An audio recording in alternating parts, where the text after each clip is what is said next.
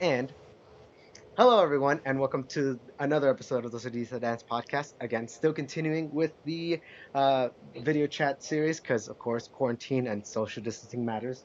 But yes, this is a fun conversation I've been looking forward to having because we've definitely had some of these nice conversations about dance and kind of sharing our opinions and our thoughts, but in a very respectful way, and maybe not so when we're in the privacy of ourselves. But still, yes, I love this guy. I love what he does with his dance. So if you don't mind, Will, would you like to introduce yourself, who you are, and what you do in our dance community? Yeah. Hi everyone. I'm William. Thank you, Nick, for bringing me on. I really appreciate it. I do enjoy watching the content you put out. So it's an honor to actually be on here. So thank you for that. Um, I'm a dance teacher, or yeah, I guess you say that. I'm a dance teacher. Not just a professional dancer. I'm a dance instructor. I'm an educator. I've been doing this going on 15 years now.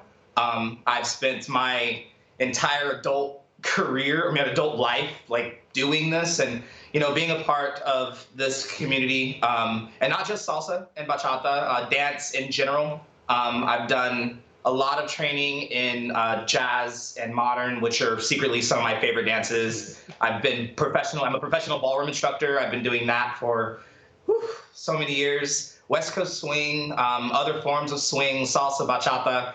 I'm a connoisseur of movement, so I love it. I love movement, and that's what I do. I teach movement. Yeah, Um, definitely, and I really appreciate that because yes, I honestly that's what makes you stand out to me more than most other dances that I know of because I feel like there's a lot of people who are they're really good at dancing salsa and bachata or whatever they decide to specialize in, but um, there's you can clearly tell when you have somebody who has a lot of experience, especially in other forms of dance, because it kind of bleeds into the rest of them and it makes their dance yeah, so unique. yeah. I can't help it now. For years, when I first started to do it, because starting, I was salsa. I'm Puerto Rican. I have family that lives in Ponce. I learned how to dance salsa in my grandmother's kitchen, just with her moving me around, or at least I understood how to wiggle my butt. So it was the kitchen salsero forever. And so I got into it. I got hooked up with a not hooked up. I was asked to do a talent show Mhm. with my freshman year Spanish teacher. Oh, And I was okay. failing the class. I was a huge like class clown. And so she said if anybody did this pep rally she wanted to do a salsa routine. Uh-huh. If anybody would do this pep rally with her, they would get a passing grade for the semester. And I'm like, Dude, pick me. That's the only way I'm passing this class. that's such a And dope so thing. we did it, and I had a lot of fun. She introduced me to Arthur Murray Dance Studio in Redlands, and my mom really just kind of clicked with it. I clicked with it. I was a jock still, but yeah, something about movement and dance. It was just such a beautiful concept. It was better than because I was a jock. Like I said, I ran track. I played football. I was just used to hitting people. Yeah. And so dancing was a huge change for me. Because instead of me like just having to learn how to put somebody on their back, I had to learn how to really manipulate space and speed and time and have intent behind things. And just everything I've learned in dance has done that. And I try to share that with my students, my clientele, the community that I work in, both ballroom, salsa, bachata. I'm hungry for it. I love it. No, and that's really great, and I love that you have that background and even just that change of experience too, because it's funny because obviously we work our best to keep people off their backs on the dance floor, uh, but yeah, and definitely just knowing that you have that different background because I love that because even for somebody like me, I'm glad that I even know who Fred Astaire is because funny enough, I also picked up dance when I was in school. When I was in high school, and I was a junior, and I just kind of like picked it up and I just danced for the sake of dancing. Like I don't have any knowledge really, or very little of it. And I over the years of like where dance comes from and even how to dance other dance styles, like I've never learned to do. And like I have like a minor Like I know how to do some of the basics to some of the ballroom stuff, but like I hardly know anybody or any names or anything. So Yeah. whenever I see a teacher like you who has like a little more knowledge, like I feel like that maybe gives you a better advantage to be able to teach people because you have like you've learned essentially some of the same things, but just worded differently because they're different slightly in each dance. And that's a great way to do it. My coaches, I was very lucky. I had wonderful coaches. I mean, I make the statement all the time. I mean, not I don't make the statement. My students make the statement that apparently I have no chill. That I'm always like super like hardcore in every like thing we teach them to do. Like if you come to a beginner class for me, you have to ask, well, is it Williams level of beginner or is it like real beginner? So I get that a lot, but that's because my coaches were just amazing. They were able to break down a movement and a concept that you have to rule that movement with in your head, and they were able to break that down to such a tiny scale that you could see every little piece of that puzzle. And as long as you just kind of buried your head in it, you'd be able to understand how to do this. So he used to always say when he would switch a dance style he was going to teach me, because like he'll go like 2 days teaching me waltz, and I'm like, oh god, I'm excited to come in for another waltz, and then all of a sudden we're doing jive, and I'm like, time out, like hold on, like I'm barely understanding half the stuff you just told me about this random dance, and now I have to do something completely polar opposite that I can't even use half of the stuff. Exactly. And so I can't even use half the stuff I learned in this dance in this dance. And so it was one of the greatest lessons I'd ever received from my coach, was that he just let me understand that every single thing we do in dance is interrelated. You just have to dig and figure out how. If you're talking about hip action in salsa, it's the exact same hip action that you could use in a cha-cha-cha. If you were doing, I don't know, a frame in Argentine tango, it's the exact same frame that you would use in kizomba. Yeah. So there's a lot of this. If you can dig deep and find out how the interrelated system works, learning how to do different styles is super, super easy. I get really sad because that's one of those battles that me and Eden, we lose a lot with our students, because you go in as a student and you don't know how to learn. You don't know what you need to actually be concentrating on yet. That's the first thing you got to do coming in as a student, is you have to come in prepared to be taught how to learn. Yeah. How to learn how to do this. And for a lot of people, that's really tough. So, if I tell my student, hey, today we're working on salsa and we're doing LA on one, and then 3 weeks from now, there's a concept that I want you to understand. So not only are we going to do salsa on two today, but I'm also going to introduce cha-cha-cha to you, because then by week 5, I can take all 3 of those elements and pop them into one pocket for you. So now you're like, oh, wow, now I not only know these 3 things, I know how to put them together and separate them. Yeah. So it's about, we lose a lot because it's hard to teach people how to learn. Yeah, and you definitely hit on something that I think is also very important, is that there's a reason why you have to switch to a different dance style, whether it's the same dance like, salsa and doing one and on two, or switching to a completely different style like, cha-cha or tango. Yeah. People don't realize that, learning those dances, because the skills that you need in, even though you need generally the same skills, you need more of some than others in certain dances. And so Exactly. having to learn, like for example, like tango is a lot stiffer, so it's frame is more important. But because you took the time to learn it, when you go back to salsa, your frame has magically gotten better because now you're more aware of it Exactly. without even having to do Exactly. anything extra. Exactly. And that's my my career theory, is people should cross train, or one of my career theories. People should cross train. I love when people say training, training, training, training, training. I feel like it's a statement that isn't completed. It's not a statement that is given enough information. Yes, go and take, if you're a salsero, let's say you're a diehard salsero, and your coach, your primary instructor said, I think you should take a ballet class. It'll make you better. Cool. I'm going to trust this coach. I'm going to do this thing.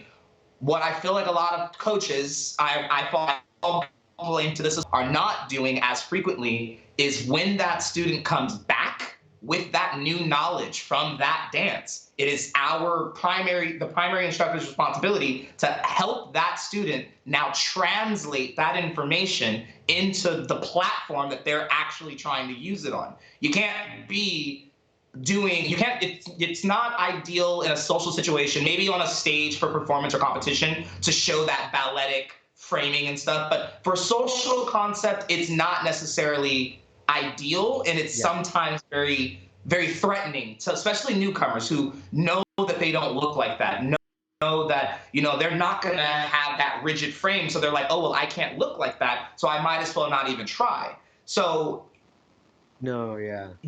for it, my train of thought, I can go all day about that tangent, but I think you get what I'm saying. It's No, yes, definitely. Now, again, this is the important things that honestly we need to talk more about, and just that, like, again, yes, people should be cross training, and I mean, again, they don't have to be masters at another dance. exactly, you don't have to master it. Yeah, just try it out and just learn some of those things, because they will definitely, we can say without a doubt almost, that will make whatever you're focusing on, like your primary dance, that much greater. Exactly. And Exactly. and Learning, if you went and learned the hip action in samba and then you translate it, which it's not even remotely close to the hip action that we use in bachata. But if you were to actually take the samba hip action as a muscle mechanics, and then you were to translate that mechanics into a bachata hip action, you'd probably redefine for yourself and others watching you what your hip action actually could look like. Instead of just the one, I'm going to be stiff because I don't have a hip action to actually go off of. So, I mean, I guess that's where I'm at. It's our responsibility as the coaches to help our students translate that new information onto the platform that they're actually trying to focus it on. Otherwise, if I sent you away to go learn ballet and I don't do that, all I basically did was made you a ballet dancer. Yeah. No, yeah, seriously. No, that's very true. And I think the other big thing too is learning that, yes, this, even the way that you learn, and you learn to adapt something, like something from another dance into whatever you're focusing on. It's kind of an individual journey. Like, not only is it just like learning the skills from one dance and incorporating in the other, but definitely, like you mentioned, like you incorporate or you learn to develop your own style, and that's how that kind of form, because that's, your own independent, especially when you're on the dance floor. That's completely, Yep. like, that's why I think you stand out so much, because of all the backgrounds that you have in dance, same as like some of my other friends who have more of a background in hip hop or whatever, or maybe they have more, ballet or whatever. Like you mentioned, they'll be dancing more upright. Like, people have to be more aware. You don't have to dance a specific style to be better. Just you develop your own style, but just develop the skills along the way. Yeah. Yeah, and just own it. Yeah, and like you said, like it's a separate skill set to be able to do that for yourself. It's a separate skill set to be able to take this spice and this spice and that spice and that spice and put them all together and then put them into something and say, this is me. Like that is a completely different skill set that I feel that a lot of people haven't gotten into yet. They haven't ventured over that line. I don't know if it's a security thing. I don't know if it's a humility thing. I'm not sure. But there's a lot of people that I'm sitting here waiting for them to go, ooh, I got that spice and I got this one. Ooh, we about to make a concoction and we're gonna call it Julie. Like, I don't know. No. Like, I'm dying for that. Like, I feel like that's what this quarantine did for me personally, like on a professional level, on a creative level. I've dabbled in so many different things. I've done so many different things. So I have access to so many different spices. No, yeah. And when I lean into something, I only concentrate on the spices that work for that particular style. So I'm dancing salsa and I'm like, all right, jalapenos and lime.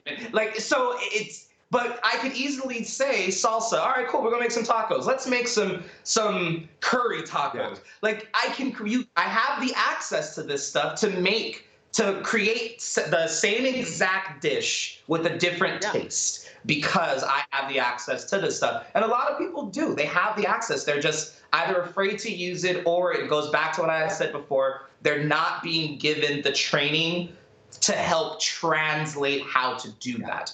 And that's really an extremely important part of a dancer's growth.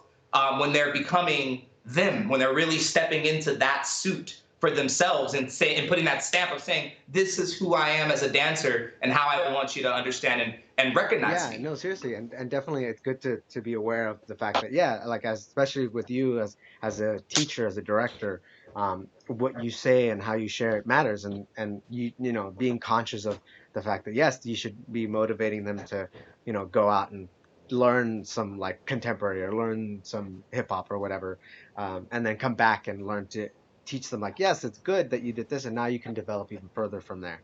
But yes, Exactly.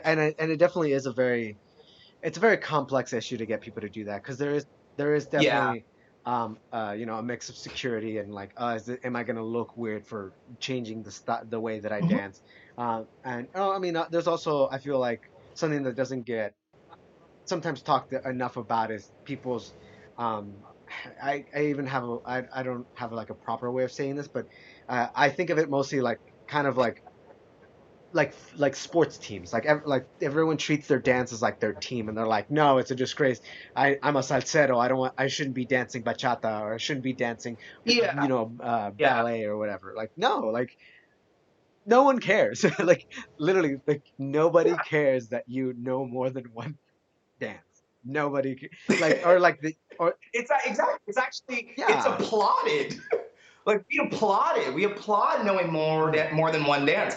I watched this world famous West Coast swing couple. You probably know of them, Jordan and Tatiana. Amazing. I've taken lots of lessons with them, and they're just mind blowing.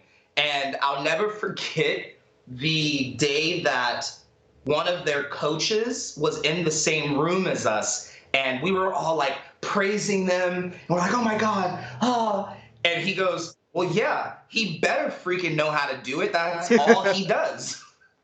And he was basically saying, like, yeah, he better be amazing at West Coast swing if that's Yeah. all he does. If all you do is salsa, if all you concentrate is on one style, then you should. It's expected that you are going to be really, really good at that style. But if you are dabbling in others, you're no longer going to be looked at as a salsero or a bachatero. You're going to be looked at as a dancer. There's a different terminology that is naturally just stamped on you. We call our dancers on our team dancers. We don't call them bachateros. We don't call them salseros. They lean on doing one on certain styles that they enjoy, and we own you. Right. That's a part of your DNA. But they know that when you're performing, it's not just we did in Reno. We did a Yeah. jive I routine. loved We it did by the way. jive, foxtrot, quick step, Lindy Hop. Like it was just random. And they were like, I've never done this before. And I was like, that's the point. When this is done, you can never say that again. When this is done, I can now use certain terminologies. Other coaches can now use different terminology with you because of the experience of you stepping outside of that box that you felt And comfortable then in. But like I said, it's a sensitive concept because it's hard. You can't make people do it. People have their insecurities, and when you're dealing with something as intimate and as I don't know, as intimate and as like emotional as dance, that's just an area that you just really have to tread and softly.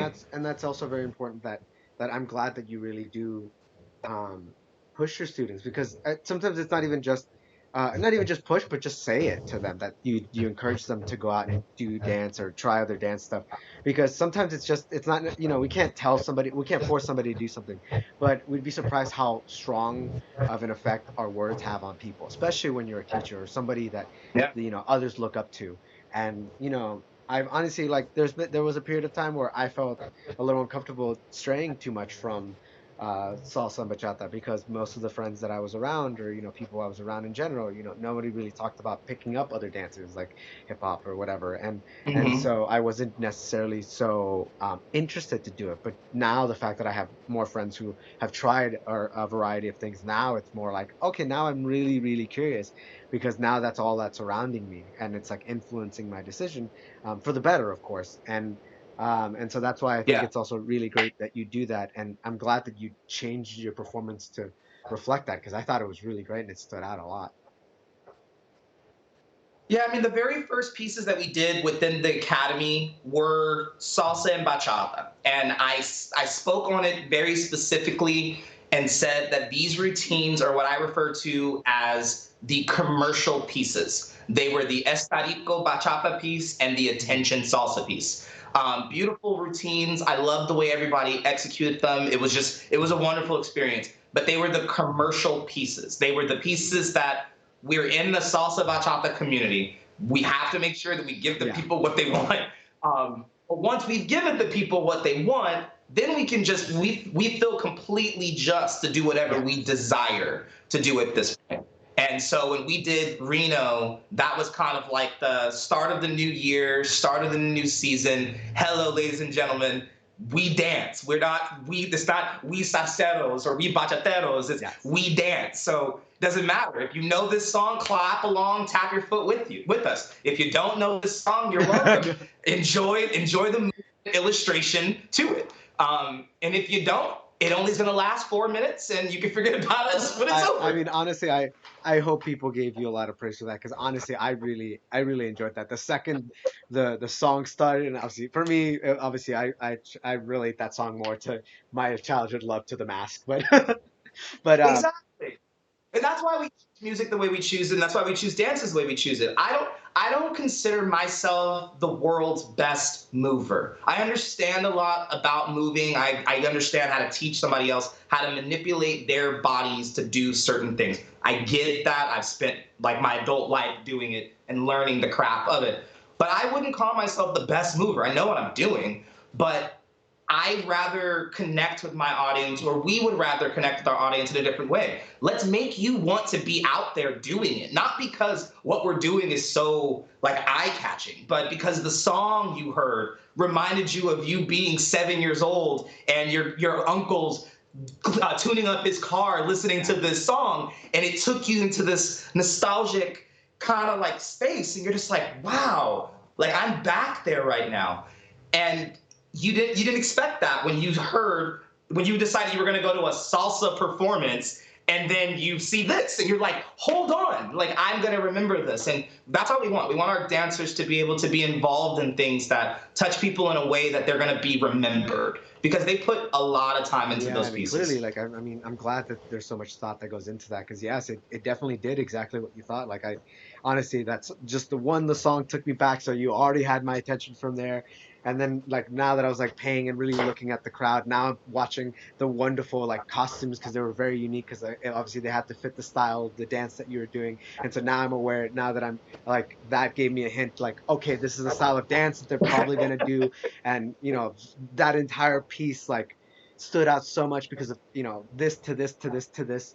And yes, and I mean, yes, there's obviously everyone needs to have those kind of performances that are the commercial dances, but I feel like there's way too many of them now. And so whenever, Exactly. There's yeah, whenever I see too many. something like what you put on Farina with your team, like and everyone else on that stage was just like, such a good breath of fresh air. I love seeing that, honestly. That was the hope. I've honestly, I blame Eden. I mean, like we make the joke all the time that it's we, because like this team, what we do, what I am, what we are in our careers would not be the same without the other one.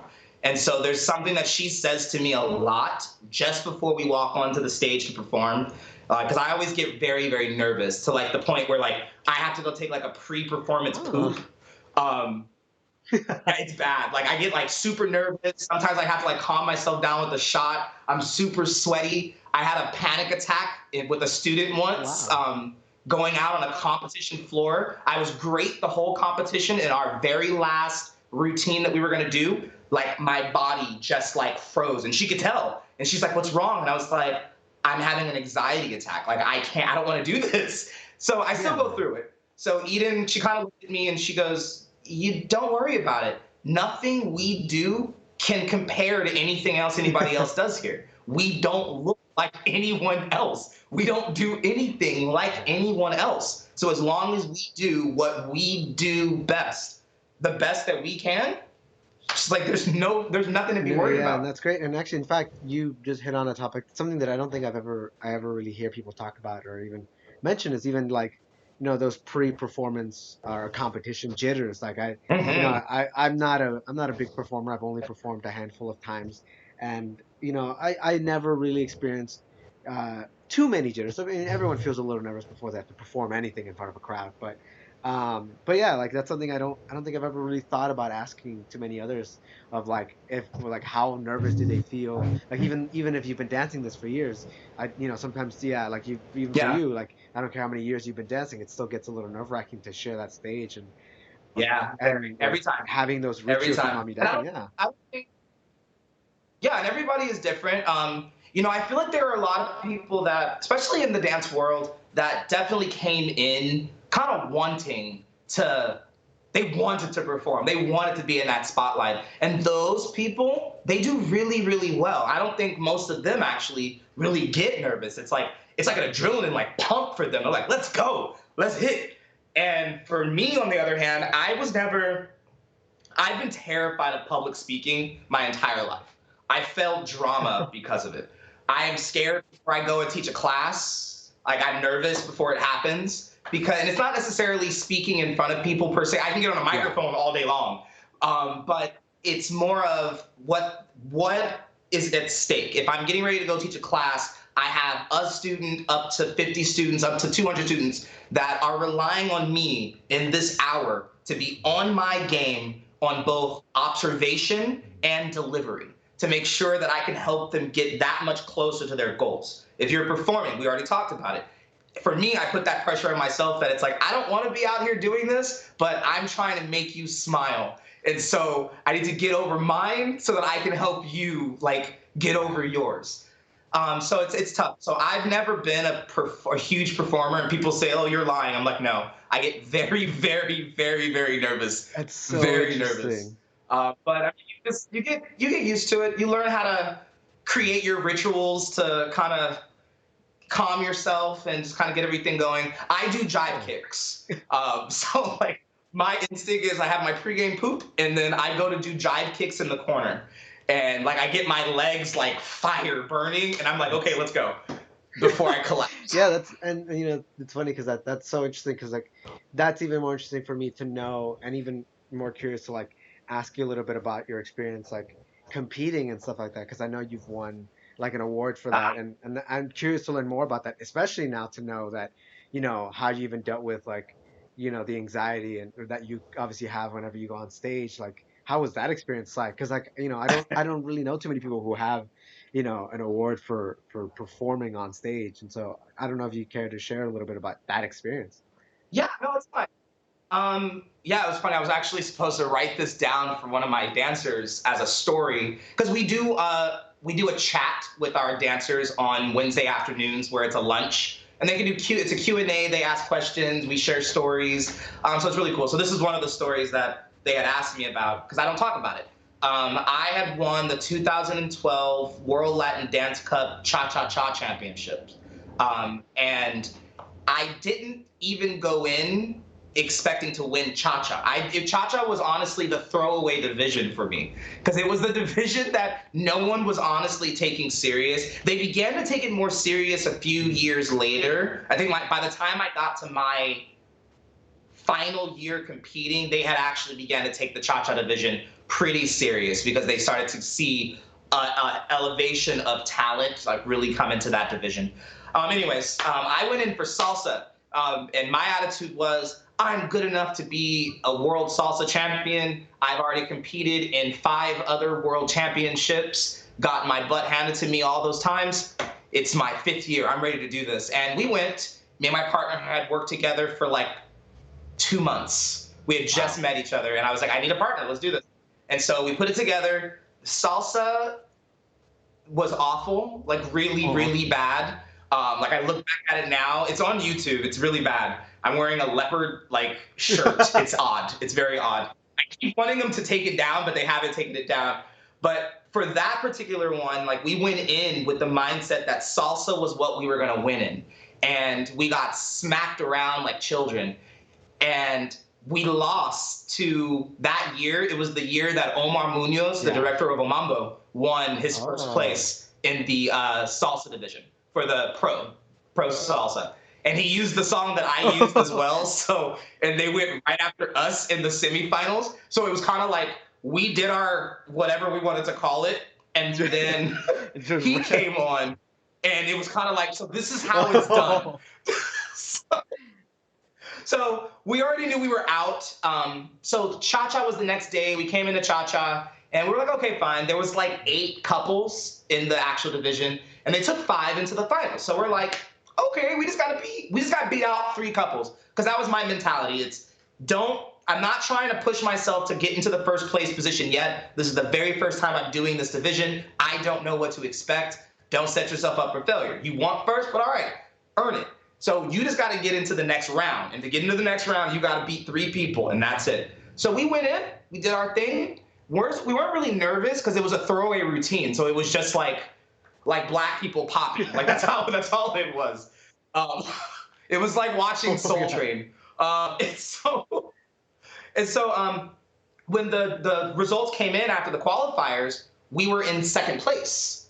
And we were like, oh, okay, so maybe we should take this a little serious. So we kind of overthought it, got into the semifinals, and we blew it. We dropped from 2nd place, and we were only in 2nd. We were behind 1st place by like 2 points, but we were ahead of 3rd place by like 9 points. So it was like, it's us or them. Like, let's go. We messed up, and we went from 2nd to 5th place to go into the finals. So like it was this roller coaster ride. And the night before, we just kind of went in, worked on a couple of kinks that we had been dealing with in the semifinals. And being backstage, it's very nerve-wracking being backstage for a competition versus a performance, in my opinion. In a performance, you're subconsciously comparing yourself to everything that's in there, but you're not supposed to, because it's a performance, it's a show. And you know you're not supposed to, so that mental is just like tearing away at you. In a competition, on the other hand, that is what the heck you are there for. So it's like there's no room for that kind of nerve. There's no room for that kind of like fear, because by signing up, by registering, by being in that costume and being backstage in that competition, you've already accepted the terms that you are being compared against someone. You are being judged to be the best, to hold up that trophy. And so the guy that was in 1st place, we had been right behind. He kept kind of nagging at me throughout the competition, because we would see each other throughout the comp, and he was a little pissant. We're really good friends now, but he was a jerk. I couldn't stand him that entire weekend. Like when we bombed the semifinals, he was staring at us through the curtains, and when he saw the mistakes that we made, he's like, yes. And I was like, dang, bro. So the way the competition worked was 5th place. They go from last place to 1st place. He's still in 1st. We're now in 5th. We go 1st. So it was just the situation where we were down behind stage, and this is how we coped with it. We're going to leave it out there. Like, I know that sounds cheesy. Everybody says that. But our attitude was, we're in Florida.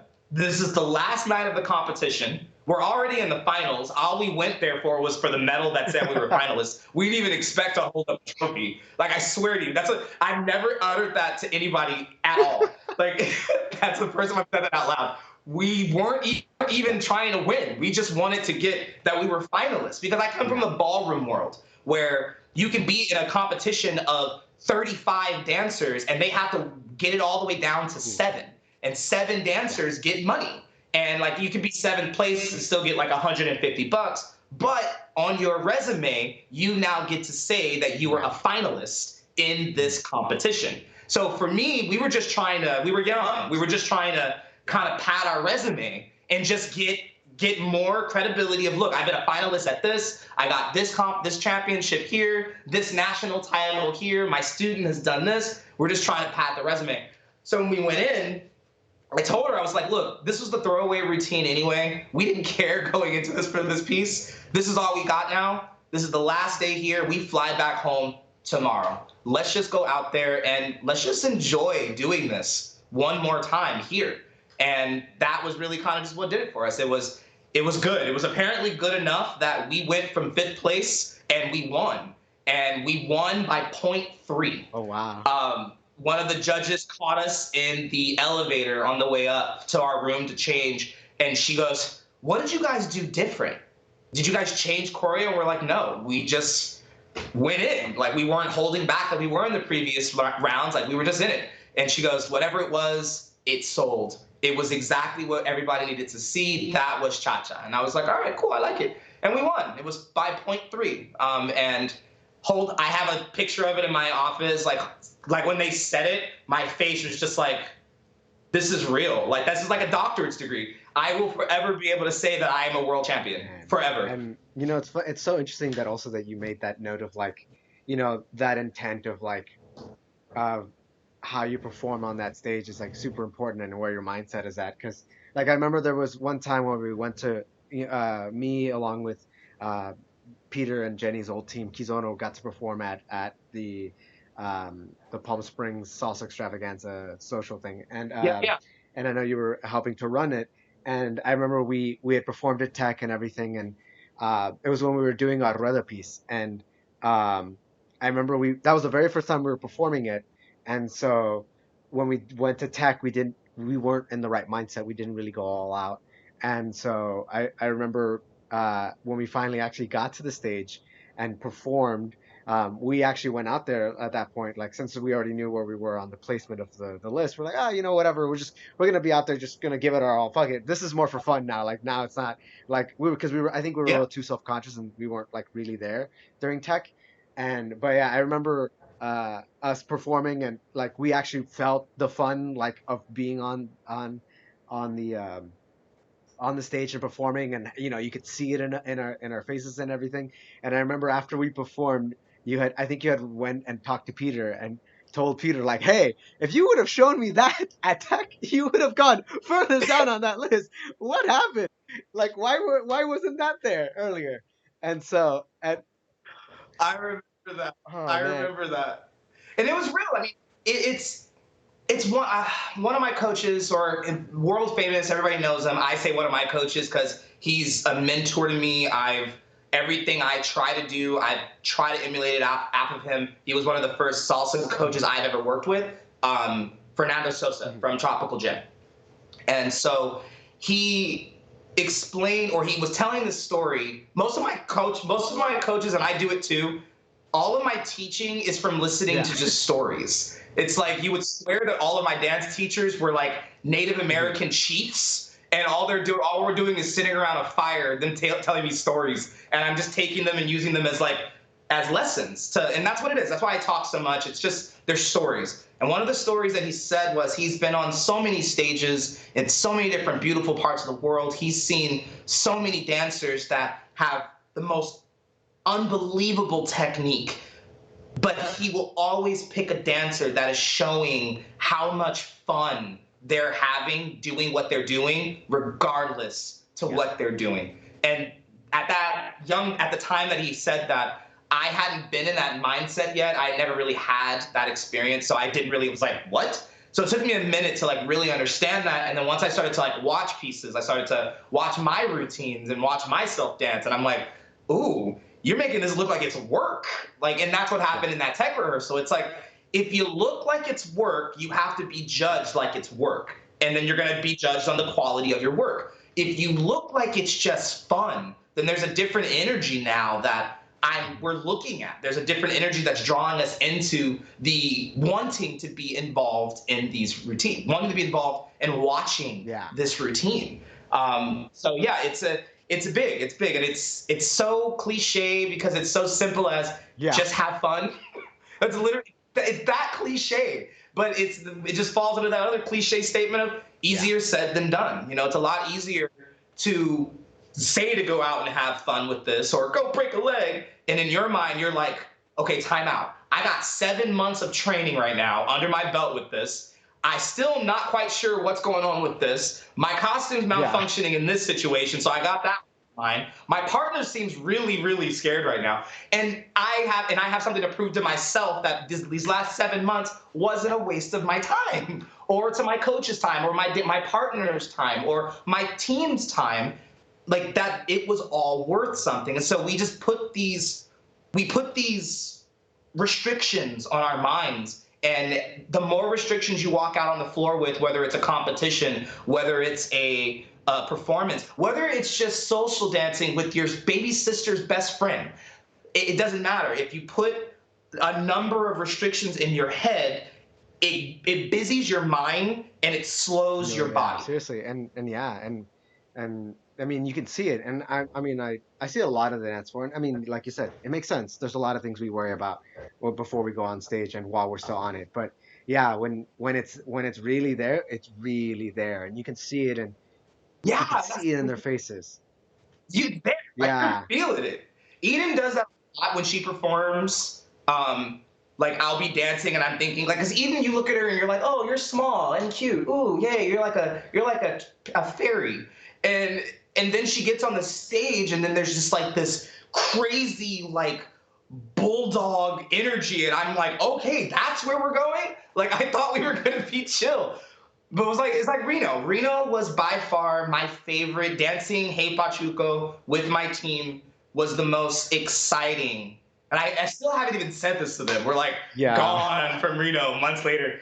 But it's still to this day one of the most exciting experiences on the stage I've ever had. Like I could feel, like you said, I could feel that energy, and not from the crowd. And that was crazy because as performers, you're normally driven to find like bring the crowd into you. It's like, oh, but the crowd, oh, but the crowd, and you forget that you're on the floor with a number of people that are there to just feed that energy and feed that will. And if you can just really like just succumb to it, like it just let it take over. Oh my god! And that's when you get things like Hey Yeah. Pachuco. It was just so energetic. One of our dancers pulled. She got a Charlie horse just Oh before we went no. on stage because like she was in the back just like let's go pump woo! And she danced that entire routine with a Charlie horse and was Oh no. dying for like 2 days later. Oh. Like we had to wheelchair. Three of our dancers like died of like loss of air because we forgot that Reno is a higher elevation. Oh. It didn't register until we were in Reno teaching a class, and we were like, "Why are we dying?" Oh man. No, So, yeah. but yeah, I mean, you see it on the stage when you're a spectator, and you feel it on the stage when you're part of it, when you're part of that Mhm. picture. When it's there and that energy is unrestricted and being used to the fullest, God, can you feel it? I think that's why like we enjoy watching people in our community, like in our immediate community, like Mhm. Eder and the routines and things from Entourage, like Mike and the things that we Yeah. see from RF, the things we've seen from Joe Quinones and Vince Torres, just all these guys. It's Yeah. that concept. They bring such an Yeah. excitement energy from Yeah. them to it. It's not a I'm here to work, I'm here to just try to execute what I've learned. It's no, I'm here to show you what I look like when I'm having the best time Oh of yeah. my life. And I mean, I invite everybody to try it, do it. I can't wait to get back on the performance floor because I can't wait to try it because I don't think I did it to the full Mhm. extent that I could. And I'm very excited for the shutdown, the Yeah. lockdown to be over, for me to get back on the stage and really be like, hey, yo, this is me. So like I'm excited for Oh it. no, I'm seriously, excited. that's great. And yeah, like but I mean, I get it. And you don't feel it. It's hard to feel that every single dance, and because again, depends on where you Yeah. are in your mind and stuff. Like even the handful of performances, even definitely the ones before. I remember hearing that comment from you and through Peter. I remember every single like last performance after that with that routine, like since it was so conscious in our mind, and it was sort of a shorter season that we had with that performance. Uh, we fucking just loved every single time from that moment forward from till like we stopped doing that performance like oh god like I enjoyed every single moment of like that stage and sharing that with my friends um but not only that Yeah. but then it kind of went away and I hadn't performed for a bit and then I joined like a recent team that I was with a group called Los Amigos. It was just a bunch of us doing it for fun and I remember that. they were the first couple ones didn't feel that. I'm sure some of them did and stuff, but I didn't feel that enjoyment and that fun, and I don't think we got. as much praise until this last one, also at Reno, this past Reno in January. And that one for sure, I felt it. Like I wasn't even that far into like the performance, but the second, I think it was like like a few eight counts into the performance and stuff, and for whatever reason, it like hit me, and I was just like, oh, I'm having so much fun right now, and then it just milked the way Yeah, through. right? I love that. I love that. Yeah, it's like I swear, like a friend, one of my friends, he explains it as like you just took an edible and you forgot, and then it hits you later, and you just like your body gets warm, and you're just like, Let's whoa, go. let's go. So exactly, let's hook up. So it's like, yeah, it's the same vibe. Like when you're in it and it hits you, and it takes over. And I feel like everyone experiences it every performance we experience it, but like you said, where you are in your mind, where you are in the performance, what's your environment been like leading up to the show, you're going to have to now battle whether or not those Yeah, restrictions are going to be there. The key is you cannot restrict it. You have to let it completely take over you and that be yeah, what's no, yeah, there. because a lot of times, yeah, when it's like not fully there and you know you're doing well and stuff, like yeah, like it's not the immediate, like it's like a dump of adrenaline, like when you like are like out there having Yeah, fun. exactly. What? Yeah, like I'd rather perform and people tell me I don't like watching you perform because you're a lot to handle. Like that would be the most amazing compliment I I know, would have right? ever heard in my life. You're a lot to take in, so I don't watch you God. perform. No, seriously. And so yeah, like honestly, like I felt that like with your guys' team and the performance recently, I really enjoyed that. And that's why honestly, like for me that weekend, I love my performance, but like second one of the second best like honestly was to me was I loved the performance you guys did at Reno. Like seriously, Oh, thank you, it was so much fun. thank you. And yeah, no, seriously, like oh man, I just can't stress people enough. Just have fun. Like like again, competition Yeah, is a bit of a different story, but like yeah, performing and social dancing, stop taking it so seriously. Have fun. It looks yeah. better. Have fun with it. Yeah, perform because you still want to have fun. You just want to have fun at a Yeah. higher level. Yeah. Because that's all that is. That's all performing is. It's you're having fun at a much higher Mhm. planned level. And you're really being able to do things that you wouldn't normally and safely be able to do on a social dance floor, typically. If you're going into a competition, have fun, but understand that you have to have fun because you signed a contract of Yeah. I'm in this. I'm accepting that you're going to judge me by the time we're done with this. But yeah, it's like we said before, it sounds so cliche, but yeah, have Fun. fun. Like remind yourself why you're doing it. Like remind yourself like why you dance. Why do you dance? Like I never actually asked you that. Like Me why do you personally, dance? Yeah, you honestly, personally. so for me, honestly, I do it for no other reason than I really just enjoy social dancing, and so I don't have too much of a I guess a love for the performance stage as much. And obviously, not to say that I can't have fun. Like I mentioned, Kizono and Los Amigos were Yeah. tremendous, but I never definitely gravitated to that. My love for even doing performances was because I knew it would make me a better social dancer. And that's why I decided to go through with them. And they would just be, yeah, just a better Huh. dancer in general. And for me, my focus has always been not only just to have as much fun as I can on the dance floor, but also to be able to translate that as much as I can to another person on the dance floor. And so that's always been my focus since I've started. Like like everyone else, I picked up dancing because I thought there was a pretty girl who I met in one of my classes in high school. And Exactly. it's funny, I don't think I've ever really told her this, but if she ever runs into this, because she's still friends with me, that'd be really funny.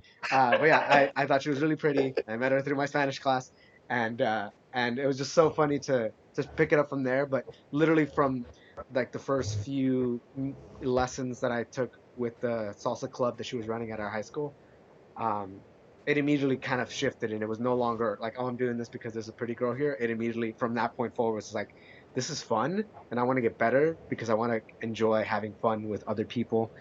And Exactly. definitely, I think the one thing that shifted that even further for me, as far as like I'm doing this not only for myself but for other people, because I love sharing that the dance is something that I've shared a few times now, and that's that I remember a particular dance that I had in downtown Long Beach at a social when I was like 18. I was like barely in college, and I had a dance with somebody who like there was definitely no emotion. There was no sign of like she had any fun. She never like really even told me like any kind of acknowledgement throughout the dance or even before or after. And at the end I felt so like hurt, like, oh, I guess I didn't do very well, or I didn't, I didn't, share that fun like I wanted to. And so ever since then, like it's always been like that geared towards like I want to share the fun and I want to show it. I want to express it because I want to see it also in you. And so that's Yeah. actually the reason why I smile so much too, is because she didn't smile once throughout the dance or even as she left. And so from that point forward, it always became an apparent thing. Like I need to have fun. I want to share it with another person, but I need to show it first. And so um, You just got infectious. I love it. and so yeah, I do it I love literally for it. the love of the No, dance. it's I sick. love I it. love that. And so and that's why I do this. I really believe in the dance itself and having fun and growing not only as a dancer but as a person. And so that's why I want to share more of the things that, not enough people are talking about. Like literally have fun. Something basic, but we Yeah. need to say it. Yeah. Let's have fun with this. Yeah, I love it. It's an amazing art. Um, the body is just such an amazing machine, and like just the things you can learn about the body in dance is just it's mind-numbingly brilliant. And like I'm so thirsty for it all the time. I'm so happy when I do this. I don't cry a lot, so I dance because it's my body's way of release. Um, Whether it's I'm too happy and like I gotta dance some of it off, or like I'm just really, really, really angry about something and I gotta dance just to kind of make sense Yeah. of what I'm thinking. Or you cry. I want to cry, but it's like I can't cry, so let me just do a bunch of like emo aggro movements, and maybe that'll be like my body's way of crying. So I don't know. It's like, but dancing for me, it's the purest way of my Yeah. self-expression. And that's why I've dedicated so much time to the education of it, because if it's unsafe to do it, I can't have that. I won't be able to enjoy, because I prefer partner dancing over Yes. solos, Mhm. all day. No real specific reason. I just love, like we said before, I love being infectious and being able to bounce, energy back and forth. Maybe one moment your partner's being a little sassy, a little sexy, a little flirty, and you're like, oh, all right, I see you. And so your movements are all gearing to pretending like you're not interested. It's like, whatever, nah, it's good. I'm gonna still do me. And then you flip it. So like there's this Mhm. silent communication that gets to happen between partners when you're actually dancing. And that silent communication, that you're actually crazy if you have that communication with yourself Yeah. while you're solo dancing. So it's a little different. So I choose Mhm. partner dancing over like the solo stuff. But that's why I've dedicated so much time to the education behind it, because it has Yes. to be safe. Otherwise, it will be taken away from me. I won't have that opportunity to have, like I said, one of the purest forms of emotional, like recognizing where you're at emotionally, is when you are moving in a form of dance at the max strength, being driven by that whatever emotion you're feeling at that exact moment. Like there's no other thing you could be doing that would give you more Yeah. clarity except running. Like that's the only other thing I can think about, where it's like I can cry when I run. I can't really cry when I dance, but when I run, I cry. I look weird. It's very, people That's laugh at me, I'm funny. sure. That's so funny. But no, seriously, like no, yeah. I'm glad you take teaching so seriously, because yeah, I mean, and focusing on being safe, because obviously I know we've definitely had this talk where, it's such a complex issue of, when, what teachers should be focusing on, and how much attention to safety and, fundamentals and things like that, because they're safe. Where, especially if you're a newer teacher, a more experienced teacher, what you should be focused on with teaching and stuff. But definitely knowing somebody like you who has all this background and is also so thoughtful about how they want to grow their dancers and what that journey is like. It's not all just one road, it's multiple paths intertwining into Exactly. each other. And so, Yeah, you hit that right on the head. It's yeah. like, what's the journey like? Like, what's your journey gonna be like? We just issued at the beginning of the year, just before the lockdown. we had actually changed the structure of our academy. Before, when you joined our academy last year, you got a ranking number. And based on that number, it told you what classes you were able to actually be a part of. So, for example, if you wanted to be on our performance team, you had to be a level 4. Otherwise, you couldn't perform. You couldn't even be involved in the classes those level of dancers were able to do. So it just kind of gave students something to kind of push for. The levels also piss people off because everybody thinks that they should be this, and then they hear something else and they're like, oh, you don't know. So we ended up getting rid of them, and we now are geeking it up, and we are now all elements, and our concentration is to try to turn our dancers into avatars. So now when you come into the academy, you're given, after your auditions, etc., you're given an element. And your element is like your house, it's your family. And that element lasts, you're concentrating on just that. So let's say it's water. Your body's made up of mostly water, so your focus on this element is going to be weight distribution, fluidity, emotions, being able to, like, at the groundbreaking level, like, really start to control the way you think, really start to control what you put into what you're doing. And that's all water, and that's all you're focusing on when you get into water. If you're in, let's say, air, your focus in air is wingspan, it's framing, it's breath. It's being able to control your breathing, control the space that you're actually dancing in. Then you get to, like, what, earth, and everything is now grounded. It's very, very heavy. So if you're working on earth, it means you're working a lot on, like, physical bodybuilding, because, like, we're making you do, like, ab crunches and stuff like that. So, like, you're really building a very strong core. And you're in these elements for 3 months, and then you get issued a new element. And your journey is different than other people's journey. You might get water, and then your next element, based on what we're looking at, is fire. And then you're like, but now that's a different concept, because now it's like, now I'm having to teach you style. I'm trying to teach you personality, your personality, and bring that part out. But this water concept that you have could easily put that out. And, like, so you have to now learn how to balance and bend the two together. So it's the geek out that we have within our academy now. And everybody has a different journey, and we're very, very excited about it, because, like you said, everyone's journey is different, and everyone deserves to have their journey curated to them, curated for them. I love that so much. Not only because I'm a big fucking Avatar, The Last Airbender fan, I fucking love that, but also I love the fact that, not only that, the fact that you took that concept and made it make so much sense. I love that so much. Uh, I won't even take that credit. I'm going to give that credit to Eden. It was her. We've been trying to figure out what we do. And one day we were just chilling in the pool, and she's like, "You're doing a great job." And I went, "What?" And she goes, "You're just trying to make them all avatars." And I was like, "What does that even mean?" And she broke it all down. And she's like, "You can do these things. You can go in and out of all of these elements very fast." But that's based on, like, we go back to the beginning of the interview, based on, like, the spices that I've learned, the things that I've learned in my career. I can go in and out of these things. But when you're dealing with students that they came in just because they saw a bachata performance, and they're like, "I want to shake my ass like that," and they came in and they joined our team, and then it's like, "Oh God, this is so much more than I actually wanted to sign up for." And then it's that you have that decision-making process to be made now. It's like, oh, do I stick in with this, or do I go to a place? I make statements with the team a lot, that I can point you in the direction of whoever or whatever you want to learn. If you're going to be with us, there's a structure. This is why they're elements, because you're not working on patterns. You're working on your body. You're working on your body's understanding.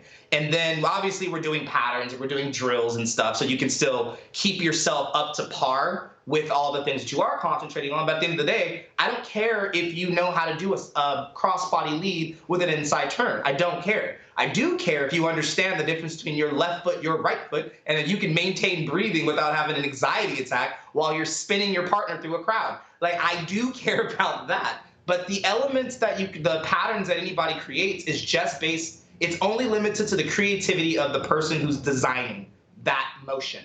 It's only limited to that architect's creativity. I love that so much. And yeah, and it's great that like, your audition process has a way of like categorizing, people focusing on different things. Because yeah, people could even come into you and for the first time, with different backgrounds. Maybe they already know something and you don't need to focus so heavily on that. So why put them in a level where they're just going to repeat some things that they already know? And so, Exactly. That's like that. We actually are dealing with one of those right now. We have one of our dancers. I won't mention her name, but she's amazing. Beautiful dancer. She's been doing this for a long time. Has performed a bunch. Has taught. So it's like she's very seasoned, but I don't really know a lot about her. So when we were actually trying to figure out like where she would belong, we couldn't figure out what her foundation would be. And my attitude was, no one is fire. No one right now is fire. Everyone has so much other shit yeah, to think about right now. No one is fire. No one's touching that. So what I talked to her and I told her she was actually the only one that I would have put in fire. My attitude with putting someone in fire as a first element to focus on is you also start to develop this yeah, ego because fire is working on your personality. It's working on your mhm, inner chi.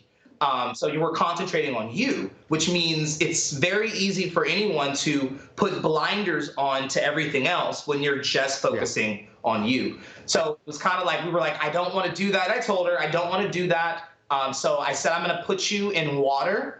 Water, to me, is the foundational element. That's the first element to start with. I'm going to see what you're doing in that. Odds are you're going to blow through a lot of these things very fast, and I'm going to bring you up to the other elements fast. And if we can get you back up to fire very quickly, then so be it. But I want to make sure that we take the proper stages to make sure that this is where you should be focusing on right now, as long as you're in our I love that. house. And yeah, I'm glad you're putting all that thought. Seriously, I love it. I can't honestly, like the whole Avatar thing. I still can't get over it. Good job. I fucking love you for that. That's so great.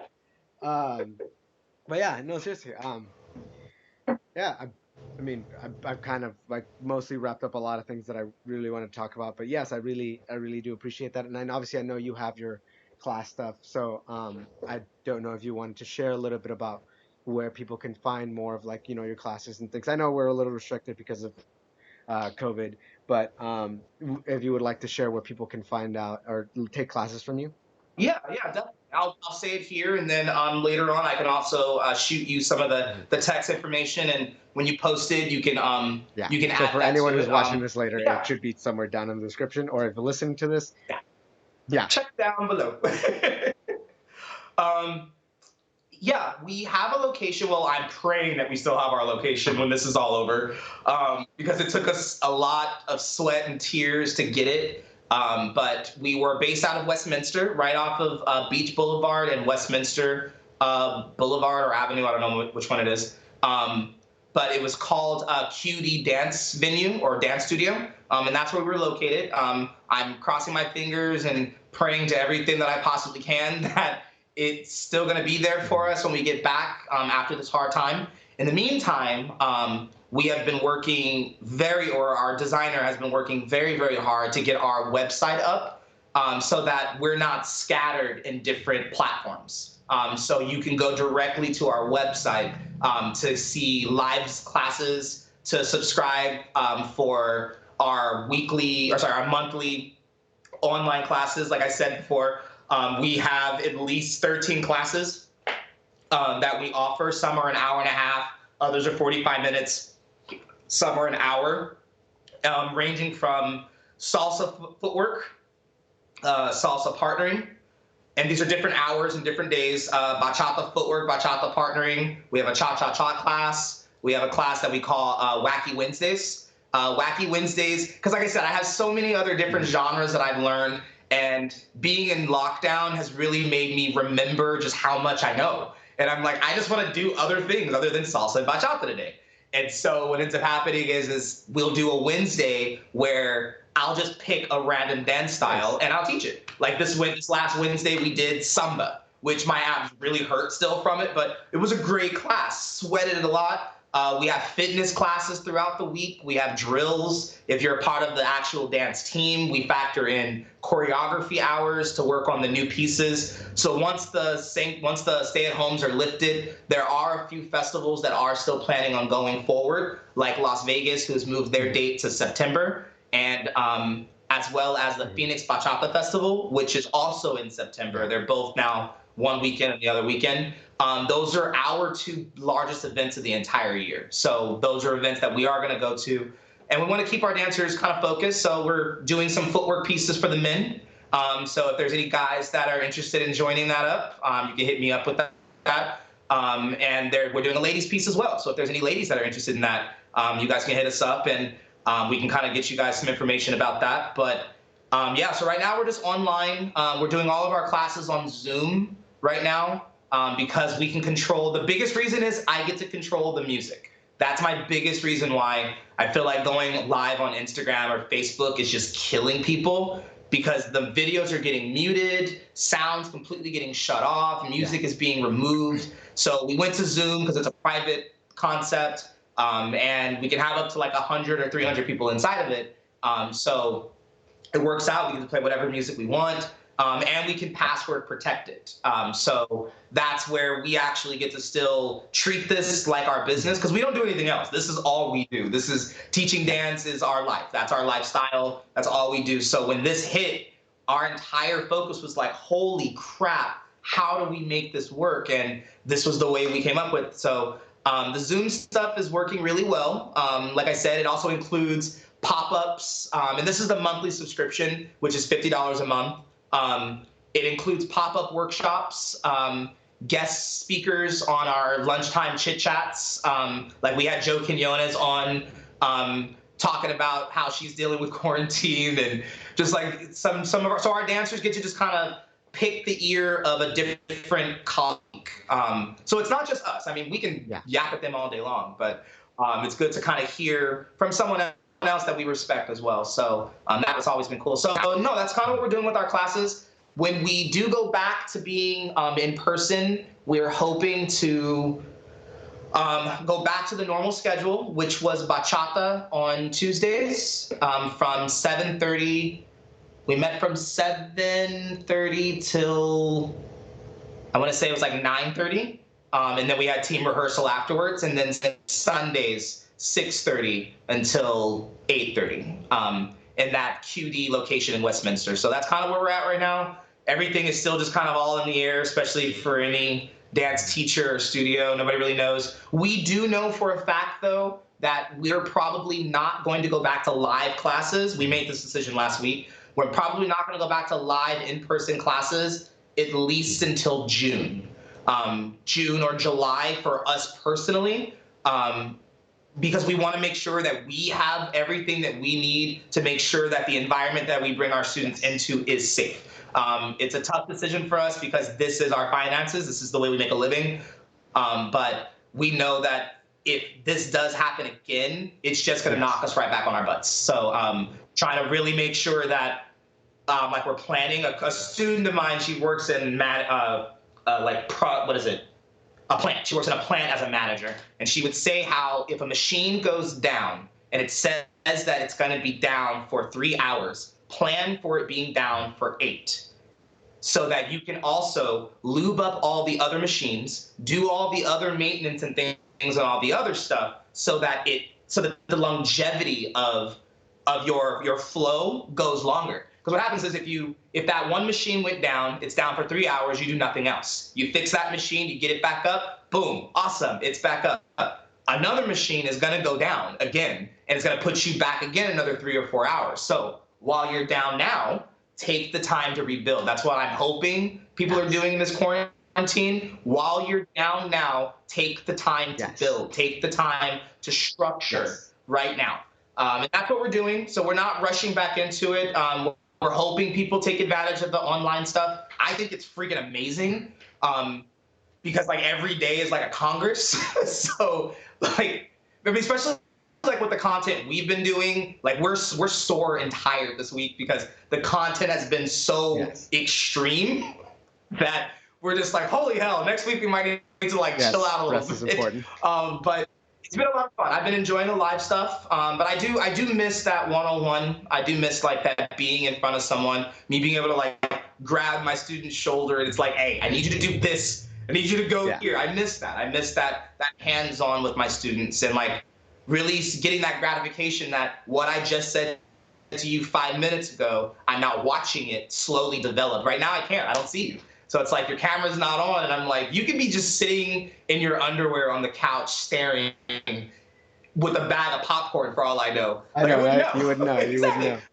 Oh God. But yes. Oh goodness. So yes, if anyone's following them, again, you can probably keep up to date through for anyone who's only listening through audio. You can find Will on Instagram at William H Carpenter, or you can again. Hopefully, I should be uploading this when his website's up, so you can have more information there as well at wedance.academy. Uh, W-E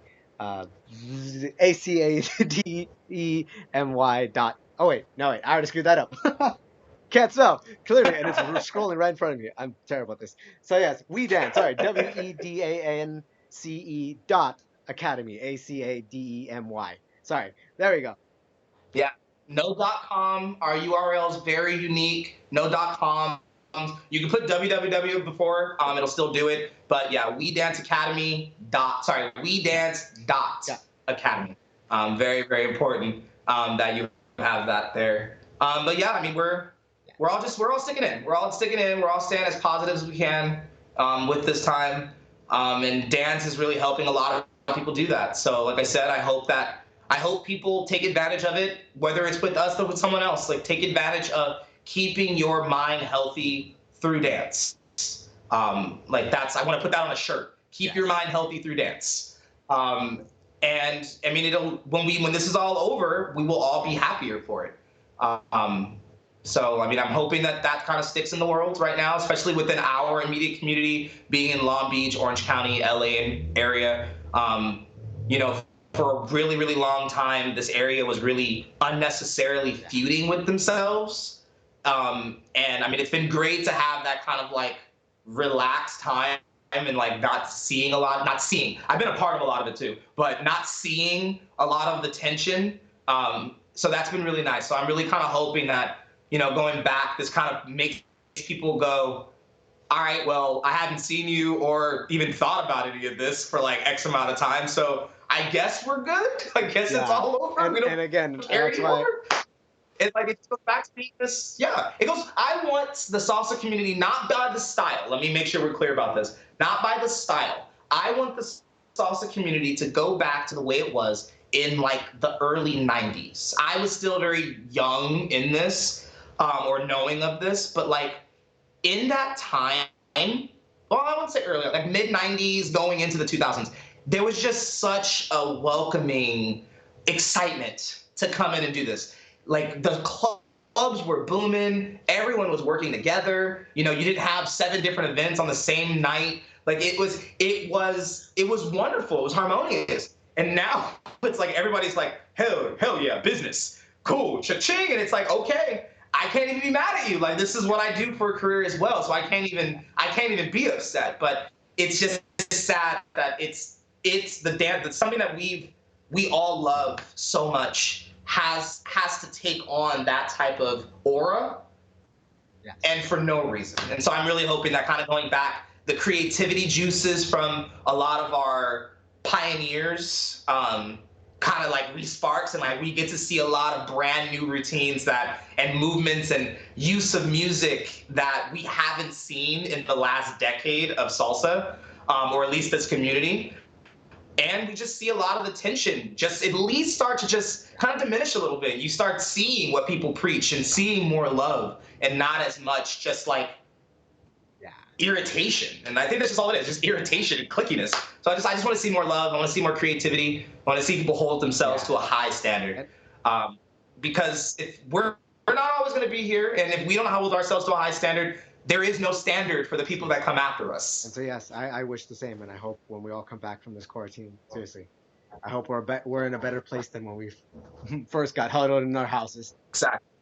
Exactly. It was hostile. Like before quarantine happened, like things were real. Like I was like, oh my god, everybody's fighting. You heard about somebody getting punched at Stevens like every other week. Or like, not naming any places, but definitely just people not. And it's not the business's fault. It's just individuals, doing whatever. But yes, no, seriously, I don't wanna see that anymore. But yeah, seriously, hopefully things will get better. Yeah. And so, Yeah, I'm so hoping. yeah, before I let you go, I always like to end every episode by asking my guests one question, or having them ask a question to anybody who's listening or watching that they can either answer to us or either leave in the comments somewhere that you feel that would be interesting for us to just learn about them, or even just for them to ask themselves and learn about themselves. One of my favorite things to ask, I'll I'll specifically ask a dance question for the Mhm. platform community that we're in for partner dancing. Um, I love to ask this question, or sorry, ask the question of describe your ideal dance experience, social dance experience. Oh, that's nice. Because everybody has a different one, and especially if you're not new to dancing and you've had a lot of experiences to actually go off of to create this. It's always a great read. It's always a great listen to hear what someone's ideal dance experience would look and or feel like. Because sometimes it's not what you may have thought. Like some ladies, I look at them and they're like, I would go, oh, you want something that's nice and romantic and not a lot of turns, and we're just there with each other. And then I finally learn it's like, no, I want you to spin me like the Tasmanian devil. And if you trust to lift, do it. Don't lift in clubs. That's the big no-no. But I'm saying like you never really know Hmm. until you ask. And I've always been surprised when I've heard it. I've never heard the Hmm. same thing ever when I've actually asked that. So if you can describe for me your best, your ideal, not best, your ideal social dance experience. And if you can't do that, then I would just actually love either a really good social dance experience that you did have or a really bad Mm. one, because they Yeah, and they all tell us a lot exist. about what They you all like or exist. what didn't like. Exactly. I mean, I have guys that I've seen them get down on their knees and poke the ladies in the stomach, and so I'm pretty sure for her that was Yeah. a pretty bad experience. So I mean, some of them are comical, and obviously you're not Yeah. going to share it if like you're embarrassed about it. So by all means, Don't it's not a message us necessity. about it if you want But to have but fun those with are the three that. criteria. Those are the three. Those are the three for me. It's describe your ideal one, or give me your worst Ooh, or so best one. yes, please, for anyone who's listening, watching, please let us know. We'd really love to hear those, especially those bad ones. See what they were like. Those Yeah, are always the fun ones. You're like, I know, really? That right? Who exists? would think this is okay? Oh goodness. Exactly. I ask that question a lot with some of the questions, some of the things that I've heard. Like I've heard guys call ladies like hot lips and smell their hair. And I'm like, I'm guys shaking my head really so do much right now. It's this? just like, yes. Oh God. Oh God. So yes, please let us know. We need more story time. And Uh, again, seriously, thank you again so much, Will, for giving me some of your time and for sharing some of these stories with us. I really had fun, and I'm sure a lot of people learned a little bit about us and even how to change their perspective on their dance. So, yes, and again, thank you for anybody who's listening and watching. We really appreciate it. Please follow Will. He's a wonderful teacher, and again, hopefully, when the whole quarantine is over, you'll see us on the dance floor. All right, guys. All right. All right. Heck Later, yeah. guys. Can't wait. Bye. All right, guys. Thank you.